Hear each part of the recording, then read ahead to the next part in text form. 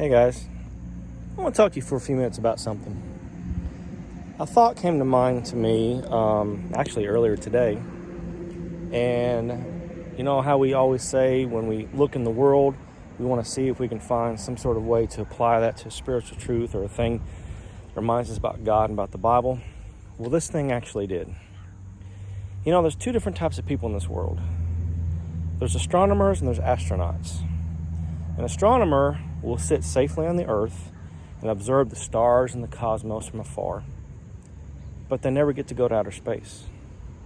The astronaut is not content with staying and observing from afar, observing from a safe distance. They want to get into outer space. They want to go where the stars are. And I got to thinking about that, and there's a lot of people in this world that are like astronomers, spiritually speaking. There are people who want to have a relationship with God. They want to be a part of God's family, but they do it from a distance, from a safe distance. And here's what I mean. They come to services one time every week. They are not one who gets involved with the work of the church. But the one that really kind of stood out for me is the astronomers, the spiritual astronomers, are the ones who want to have a relationship with God, but they don't step forward and say they're ready to put on Christ in baptism. Because when you put on Christ in baptism, that's kind of like getting in the rocket ship and going into outer space. The journey begins, and once you step in, there's no turning back. So I want you to think about that and ask yourself, are you an astronomer? Are you looking at God from a distance? Are you observing from afar? Are you just going to services once a week? Are you just trying to stay back in the shadows and being a safe distance away from all the things that are involved with the Lord's work and the Lord's church?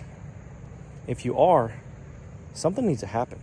You really need to find a way to step up and figure out what you need to do in order to increase your faith, increase your willingness and wantingness to become a child of God and jump in that rocket ship. Because I'm going to tell you right now,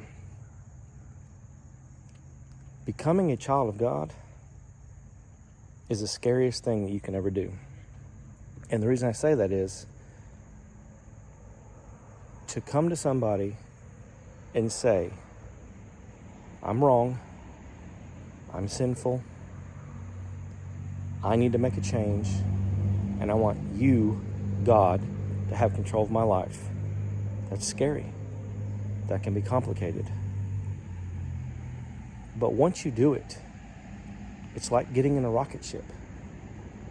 It's a crazy, exhilarating, adrenaline rush ride, and it's one you'll be on for the rest of your life. And there's going to be ups and downs. You're going to have some problems.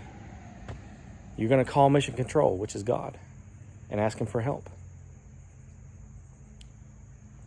But I guess what I'm trying to say is, as somebody who's trying to help people find their place in the church, though those people who are not yet children of God, I don't want you to always sit back and be an astronomer. I don't want you to sit back at a safe distance, at afar, just observing things that are going on. I want you to be a part of God's family. I want you to be the astronaut. I want you to be the one that gets into the rocket ship and gives your life over to God and becomes another one of these people that gets excited about the church and gets other people excited about the church. Because if we don't get excited about God, if we don't start following God the way God told us to, how are we going to be able to convince others to do that? Whether it's at home or school or work or wherever. How are we going to convince other people, hey, you need to follow God. You need to become a Christian when you yourself are not a Christian? Let me tell you about a man that I know, or knew. I think he's passed on now. This man was 81, 82 years old when I met him. And first of all, he was a pool shark. I mean, he could play a game of pool. You could ask, hey, let's play a game of pool together. And you would play 3 or 4 full games before you even got a chance, because he would never miss. But this man also knew the gospel. He knew the gospel of Christ. And he could preach to you the gospel of Christ front and back, inside and out. And if somebody told him something or said something about the scriptures that he knew was wrong according to the scriptures, he could correct them. I mean, he knew his Bible inside out. But in my illustration, he was an astronomer. Up to that point, he had never obeyed the gospel. Well, 6 weeks prior to his wife's passing, he decided he wanted to become a child of God. And there was no one that needed to ask him if he believed Jesus Christ is the Son of God. I mean, they did, but no one needed to, because we all knew that he did. And he became a child of God. He finally decided it's time to not sit afar in a safe distance. It's time to get in the rocket ship and go. So think about those things. And if you decide you're ready to get in that rocket ship, you want to become a child of God, let me know. Let Tony know. Let your parents know. Let somebody who's a child of God that you trust and you can confide in, let them know, and let them bring you to God through the waters of baptism. Hope you have a great rest of the day.